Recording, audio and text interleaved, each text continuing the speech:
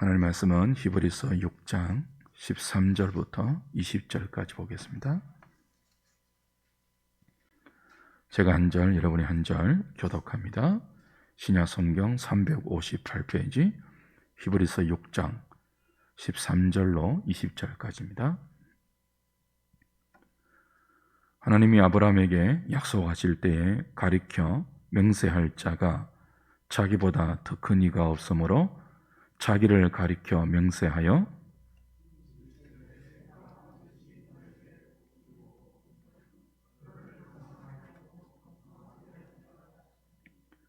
그가 이같이 오래 참아 약속을 받았느니라.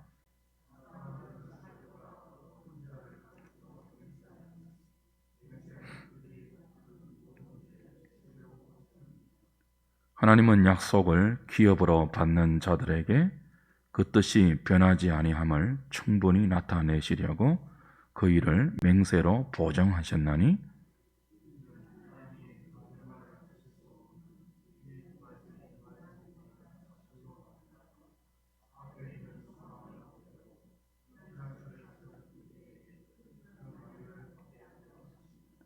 우리가 이 소망을 가지고 있는 것은 영혼의 닭 같아서 튼튼하고 견고하여 휘장 안에 들어가나니 그리로 앞서가신 예수께서 멜기세덱의 반차를 따라 영원히 대제사장이 되어 우리를 위하여 들어가셨느니라.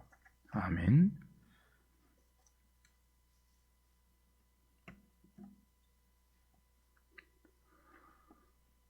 구원 얻는 믿음은 하나님께서 그리스도 예수 안에서 택한 자들을 복음으로 불러 성령으로 거듭나게 하사 주신 생명의 결과이며 전적인 은혜의 선물입니다. 복음에는 하나님의 의가 나타나서 믿음으로 믿음에 이르게 한다고 한 로마서 1장 17절의 말씀처럼 믿음의 근원은 하나님이십니다. 하나님께서 우리를 믿음으로 믿음에 이르게 하십니다. 그런데 하나님께서 우리에게 하나님을 믿는 믿음을 주실 때 무작정 믿게 하시지 않습니다. 먼저 약속을 주시고 그 약속을 믿게 하십니다. 약속이 없다면 믿음도, 소망도, 은혜도, 구원도 실체가 없는 맹목적인 것이 되어 버리죠. 하나님께서는 일방적인 은혜로 우리를 불러 믿음을 선물로 주십니다. 그렇게 믿음의 주체가 된 우리의 입장에서는 하나님께 주신 생명으로 약속하신 하나님과 그가 주신 약속을 신뢰하고 믿고 따르는 의지의 결단, 그 결단의 책임이 주어집니다. 그리고 거기에는 기다림과 오래 참음이라는 과정이 필연적으로 수반되죠. 이처럼 성경이 설명하는 구원 얻는 믿음은 전적인 하나님의 작품인 동시에 우리의 책임적인 반응이 요구되는 인격적인 역사입니다. 앞선 12절에서 게으르지 않는 믿음과 오래 참음으로 약속들을 기업으로 받는 자들을 본받으라고 한 뒤 히브리서 저자는 오늘 13절 이하에서 믿음의 조상 아브라함을 그 예로 제시합니다. 하나님은 우상을 섬기던 아브라함을 불러 약속을 주셨습니다. 그리고 그 약속을 반드시 지키신다는 보증으로 맹세까지 해 주셨습니다. 아브라함은 그 약속을 오래 참음으로 받았죠. 본문 13절, 14절, 15절을 다시 보실까요? 하나님이 아브라함에게 약속하실 때에 가리켜 맹세할 자가 자기보다 더 큰 이가 없으므로 자기를 가리켜 맹세하여 이르시되 내가 반드시 너에게 복주고 복주며 너를 번성하게 하고 번성하게 하리라 하셨더니 그가 이같이 오래 참아 약속을 받았느니라. 하나님께서 아브라함에게 약속을 주셨습니다. 아브라함을 부르시고 그냥 무작정 나를 믿으라 하신 것이 아니고 약속을 주셨다고요. 그 약속이 무엇입니까? 땅과 자손에 관한 약속이었죠. 그리고 이 땅과 자손에 관한 약속은 궁극적으로 하나님 나라를 의미하며 더 나아가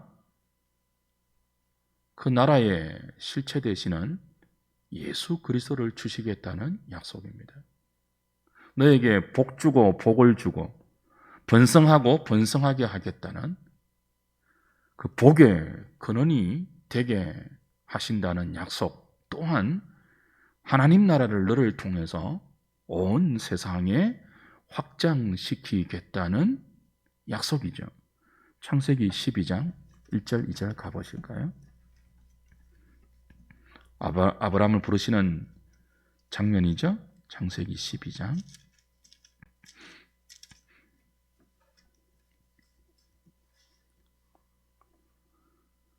1절 2절입니다. 여호와께서 아브라함에게 이르시되 너는 너의 고향과 친척과 아버지의 집을 떠나 내가 네게 보여줄 땅으로 가라. 내가 너로 큰 민족을 이루고 내게 복을 주어 내 이름을 창대하게 하리니 너는 복이 될지라. 너를 축복하는 자에게는 내가 복을 내리고 너를 저주하는 자에게는 내가 저주하리니 땅의 모든 족속이 너로 말미암아 복을 얻을 것이라 하신지라.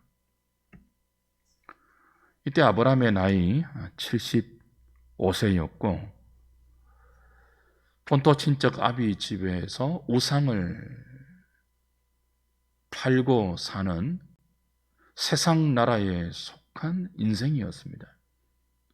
하나님께서 이렇게 세상에 속한 우상을 섬기던 아브라함을 부르시죠. 그리고 그에게 하나님의 나라에 관한 땅과 자손의 약속을 주시고 그 하나님 나라를 전하는 복의 복이 되게 할 것이라고, 너를 복되게 할 것이라고 아브라함을 복의 근원으로 부르십니다.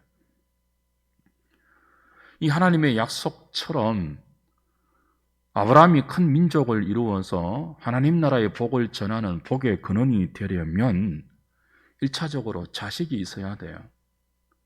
그런데 하나님께서 아브라함을 복의 근원으로 부르시는 이 장면에는 창세기 11장 30절의 언급처럼 사레는 임신하지 못하여 자식이 없었더라. 이 결정적인 언급처럼 많은 민족의 조상이 되어야 하는 아브라함과 사레는 불임 부부였습니다. 임신하지 못하는 불임 가정이었다고요. 무슨 뜻입니까?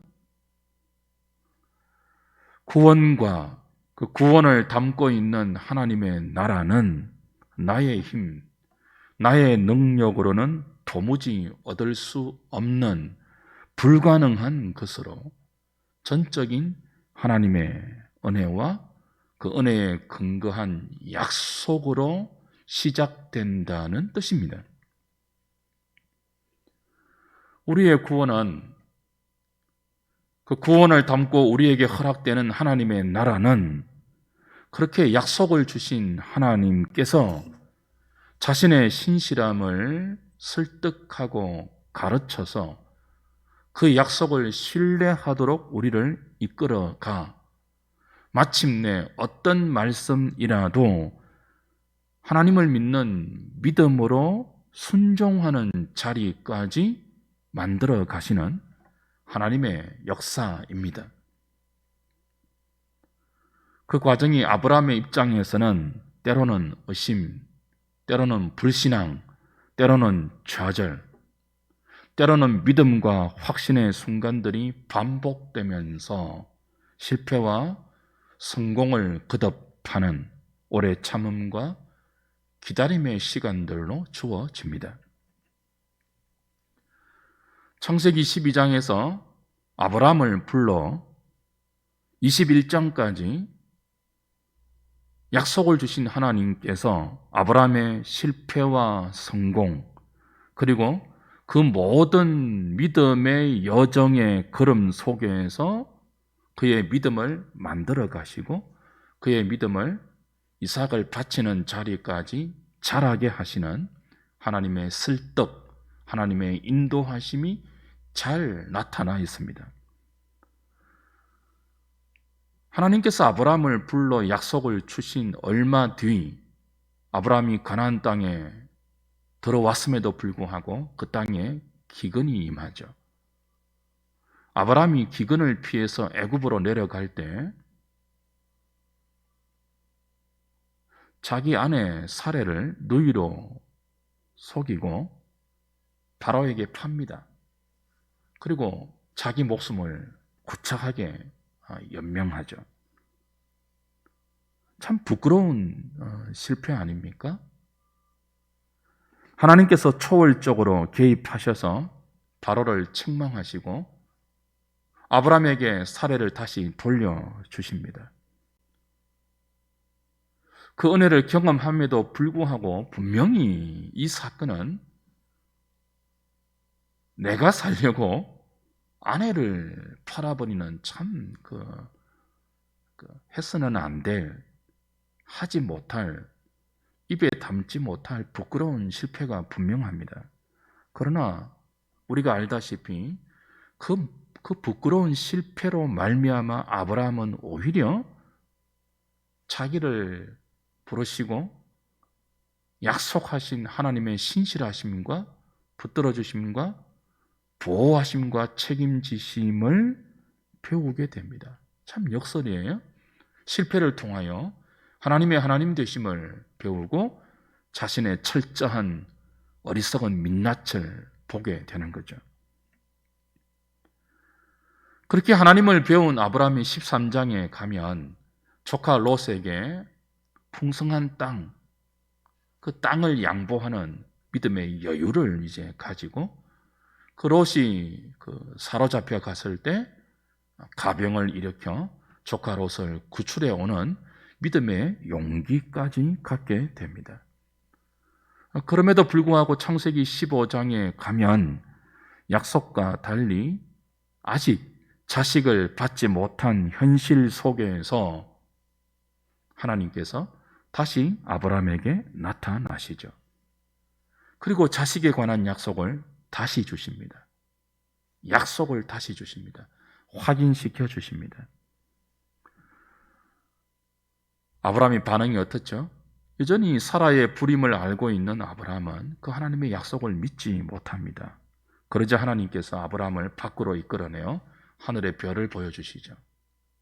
내가 너에게 지금 네가 보고 있는 하늘의 별처럼 많은 자손을 주겠다고 거듭 약속을 주시자 그제서야 아브라함은 하나님의 약속을 믿습니다. 하나님은 약속을 믿는 아브라함을 어렵게 여겨주시죠. 징이 사건이 최초로 여기에서 드러납니다. 그럼에도 불구하고 하나님의 어렵다 여기심을 받음에도 불구하고 이어진 창세기 16장에 오면 어떤 사건이 일어납니까? 아브라함 나이 86세 때에 자신의 아내 사레의 여종 하갈을 통하여 육신의 아들 이스마엘을 낳는 심각한 불신앙의 사건이 터져버립니다. 그리고 아브라함은 13년 동안 육신의 아들 이스마엘의 재롱에 빠져서 하나님의 약속을 까마득히 잊어버리고 살죠. 17장에는 그런 아브라함의 나이 99세 때에 13년이 지난 후에요. 그래서 자신의 능력으로는 이제 어떤 육신의 아들도 낳을 수 없는 그때에 하나님께서 나는 전능한 하나님이라고 나타나셔서 아브라함의 이름을 아브라함으로 바꾸어 주시고 할례를 명하십니다. 너의 능력이 아니고 오로지 나의 능력으로 내가 약속한 아들을 주겠다는 뜻이었죠. 그럼에도 불구하고 20장에 가면 또 어떤 사건이 터집니까? 그랄로 내려갔던 아브라함이 그랄의 블레셋의 왕 아비멜렉 앞에서 또다시 아내 사라를 자신의 누이라고 속이고 자신의 목숨을 구차하게 구하는 어처구니 없는 그 사건이 또다시 반복됩니다. 그 부끄러운 실패에도 하나님이 또다시 아브라함에게 개입하시죠. 아비멜렉을 책망하시고 아내 사라를 다시 아브라함에게 돌려주십니다. 그리고 마침내 아브라함 나이 100세 때에 약속하신 아들 이삭을 사라와 아브라함에게 허락하십니다. 그것이 창세기 21장의 내용이죠. 어떻습니까? 지금 제가 12장부터 창세기 12장부터 21장까지 아브라함의 일대기를 간략하게 요약해서 소개해 드렸습니다.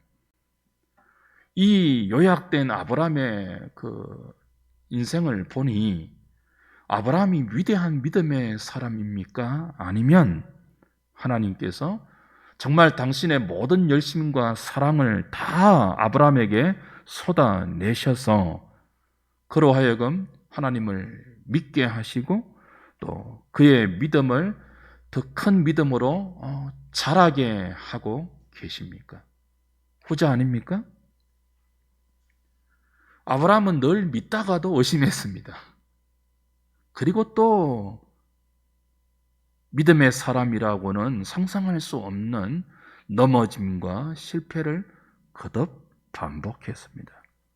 하나님은 이런 아브라함을 버리지 아니하시고 그가 주신 약속대로 아브라함을 붙드시고 그를 받아내시고 그에게 또 가르치시고 당신을 보여주시면서 설득하셔서 마침내 그를 계속 믿음의 사람으로 자라게 하시며 이삭을 주시죠. 그 아브라함에게 있는 하나님을 믿는 믿음은 태생적인 그의 실력이 아니고 하나님께서 당신의 모든 사랑과 열정을 다 쏟아부어서 만든 위대한 하나님의 작품이 분명합니다.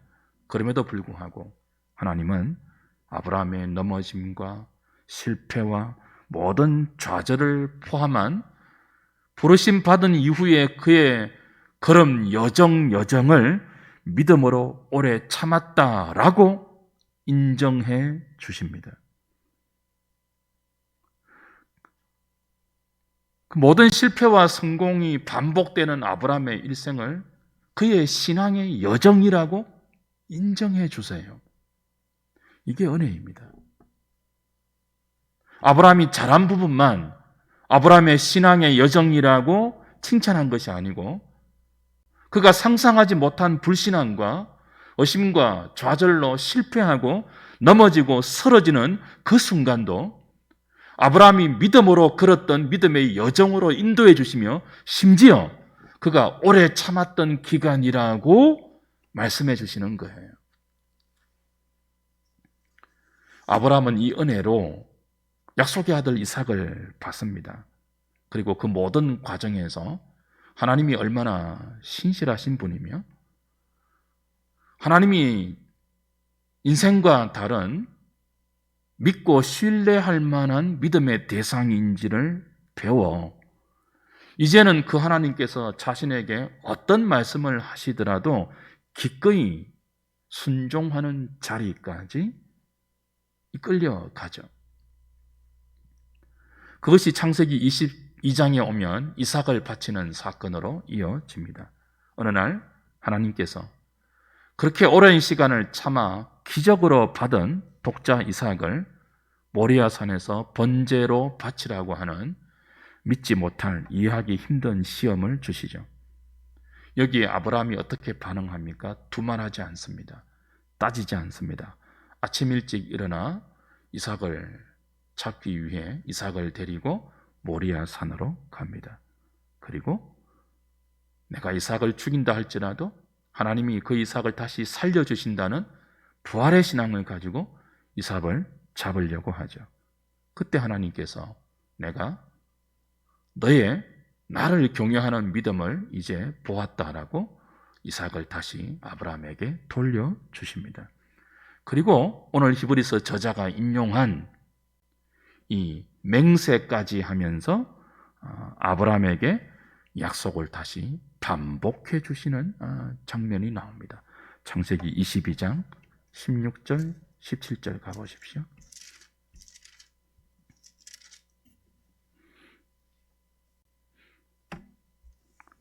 이르시되 여호와께서 이르시기를 내가 나를 가리켜 맹세하노니 네가 이같이 행하여 내 아들 내 독자도 아끼지 아니하였은즉 내가 내게 큰 복을 주고 내 씨가 크게 번성하여 하늘의 별과 같고 바닷가의 모래와 같게 하리니 내 씨가 그 대적의 성문을 차지하리라.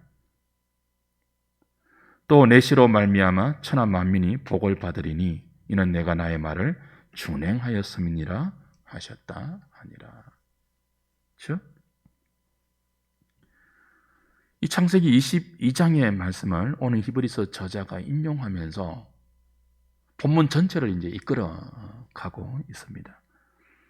여기 이삭을 바치고 다시 돌려받고 난 뒤 하나님이 주신 창세기 22장의 약속과 우리가 앞서 확인한 처음 아브라함을 부를 때 주셨던 창세기 12장의 약속, 그리고 창세기 15장과 17장에서 거듭 재확인해 주셨던 약속과 어떤 차이가 있습니까? 맹세의 차이가 있어요. 처음 부르시고 주셨던 약속에는 맹세가 없죠. 15장과 17장에서 다시 그 약속을 거듭 재확인해 주실 때도 맹세는 없었어요. 근데 오늘 22장 히브리서 저자가 인용한 이삭을 바치고 그 이삭을 다시 돌려받은 이후에 하나님께서 아브라함에게 다시 주셨던 약속에는 앞선 약속과 달리 무엇이 있다고요? 맹세가 있습니다.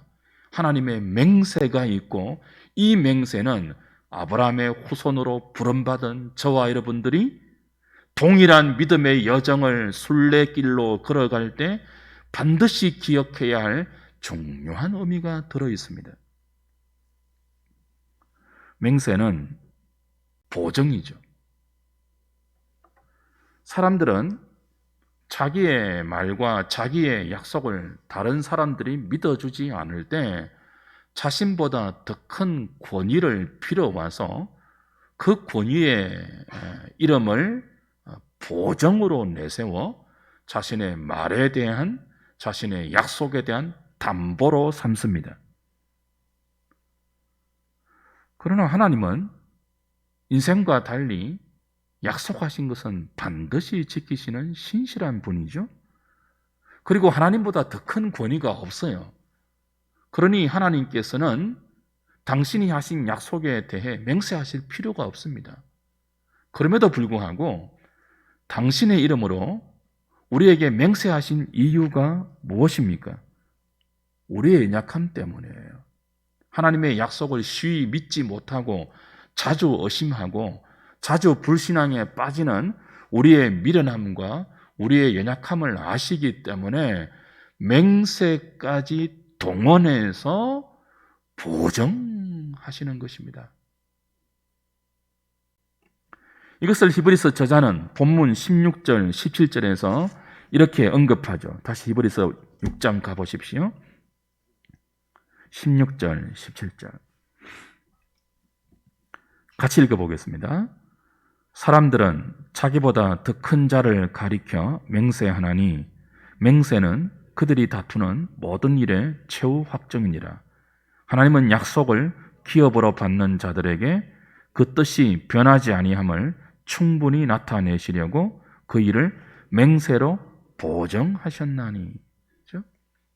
그 맹세가 필요 없는 신실한 하나님께서 맹세까지 하시면서 아브라함에게 재차 약속하신 이유는 보정을 위해서입니다.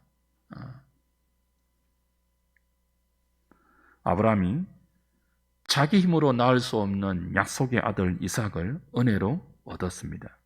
그리고 그를 번제로 드리라는 하나님의 시험에 순종하여 하나님을 경외하는 그의 믿음을 인정받고 죽을 것 같았던 이삭을 다시 돌려받았습니다. 그러나 하나님께서 아브라함을 부르셔서 그에게 주셨던 약속은 그것이 전부가 아닙니다. 약속의 실체이신 예수 그리스도가 아브라함과 다윗의 자손으로 오셔야 되고, 그 아브라함과 다윗의 자손으로 오신 예수님이 십자가와 부활로 하늘의 별 같고 바다의 모래처럼 많은 믿음의 백성을 일으켜야 합니다. 그러나 이 일은 아브라함의 시점에서는 아직 요원하죠. 그리고 아브라함의 후손인 신약 성도인 우리에게도 예수 그리스도가 재림하셔서 약속하신 구원을 완성하시고 하늘에 간직된 우리의 기업을 상속으로 주시기까지는 여전히 더 많은 시간을 고난 가운데 인내하고 오래 참아야 하는 기다림의 기간이 필요해요. 그 과정에서 연약한 우리는 아브라함처럼 온갖 어려움에 노출되면서 미련함과 어리석음으로 말미암아 실패와 넘어짐을 반복할 것입니다. 하나님은 이런 우리를 아세요. 아시고 불렀어요. 그래서 우리를 대표하는 믿음의 조상 아브라함에게 맹세까지 하시면서 그 부르심에 관한 약속을 재차 확인해 주시고, 그 약속을, 맹세까지 동원된 하나님의 신실하신 약속을 우리 영혼의 소망과 닻으로 보정해 주시는 것이죠. 18절 봅니다. 18절.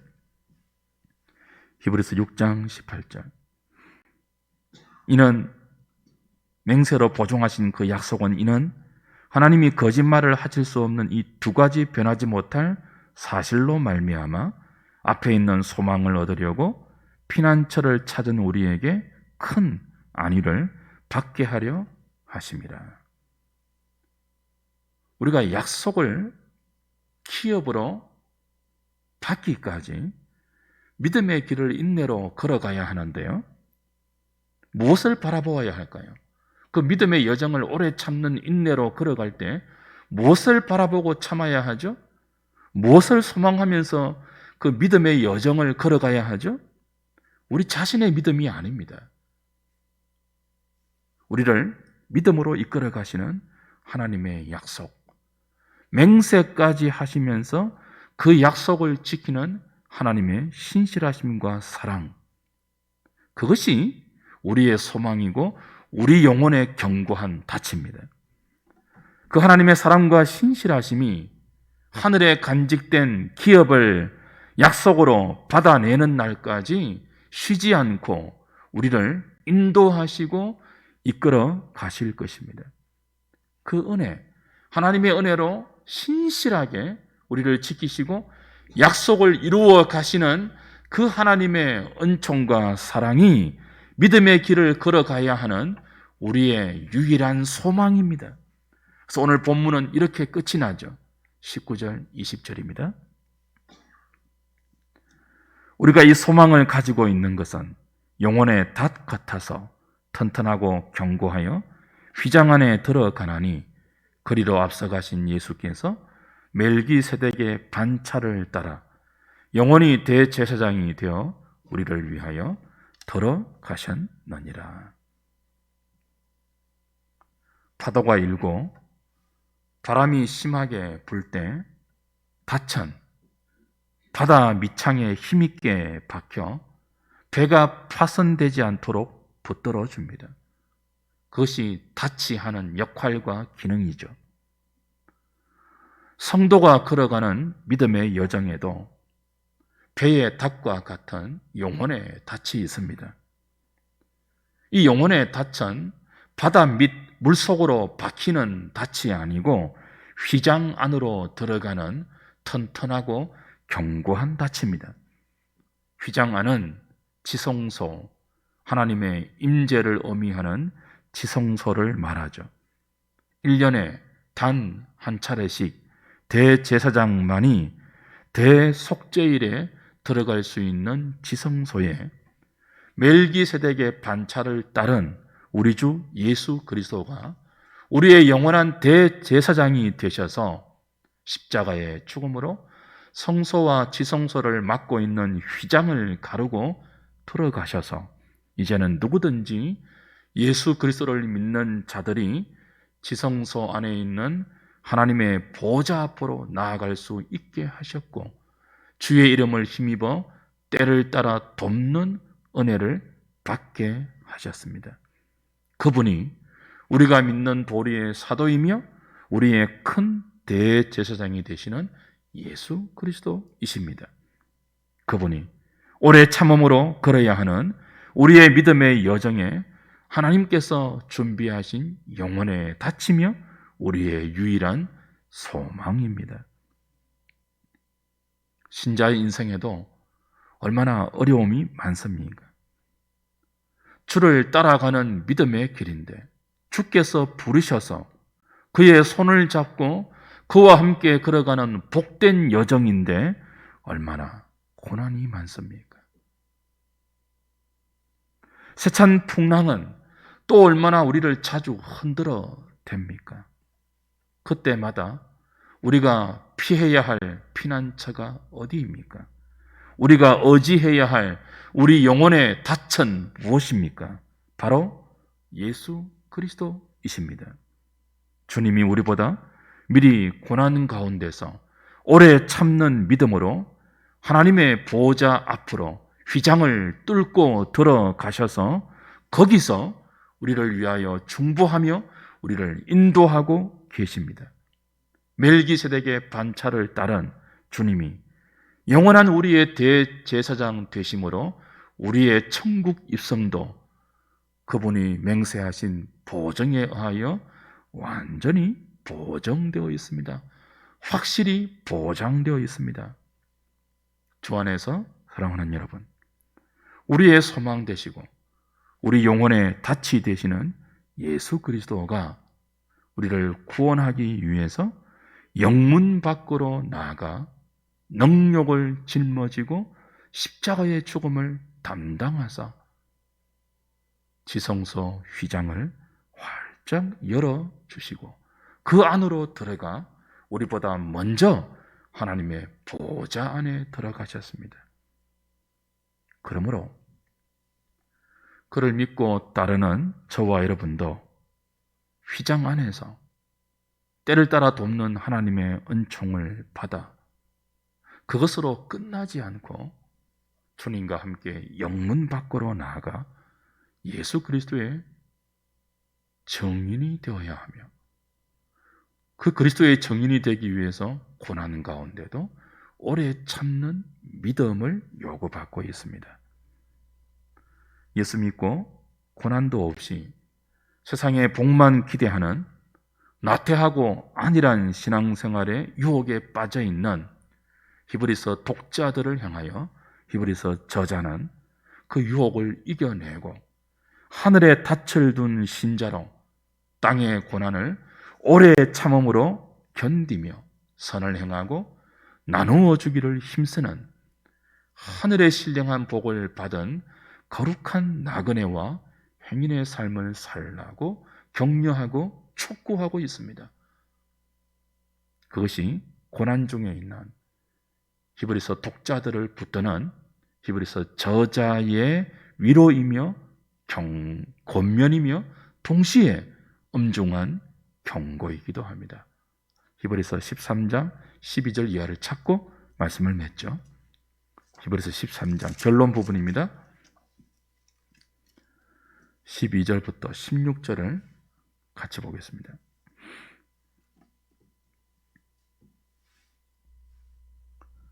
그러므로 예수도 자기 피로서 백성을 거룩하게 하려고 성문 밖에서 고난을 받으셨느니라.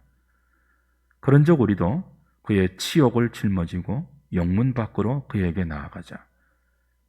우리가 여기에는 영구한 도성이 없으므로 장차 올 것을 찾나니 그러므로 우리는 예수로 말미암아 항상 찬송의 제사를 하나님께 드리자. 이는 그 이름을 정언하는 입술의 열매니라. 오직 선을 행함과 서로 나누어 주기를 잊지 말라. 하나님은 이 같은 제사를 기뻐하시느니라. 고난 중에 개교의 위험에 직면해 있는 성도들을 붙들어주기 위하여 히브리서 저자는 처음부터 우리의 대제사장 되시는 예수 그리스도를 소개하고 그분을 깊이 생각하고 그분을 바라보고 그분을 붙들라고 위로하고 있고 권면하고 있습니다.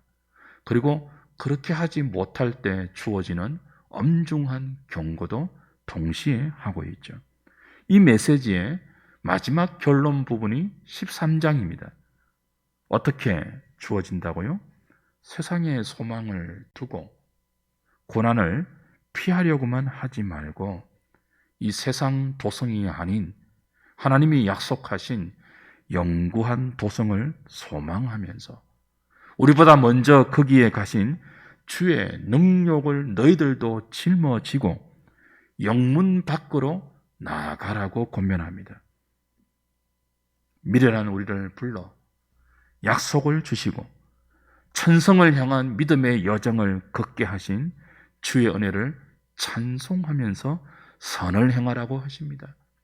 너희들에게 있는 것을 나누어 주기를 힘쓰라고 하십니다. 하나님이 그것을 기뻐하신다고 하십니다.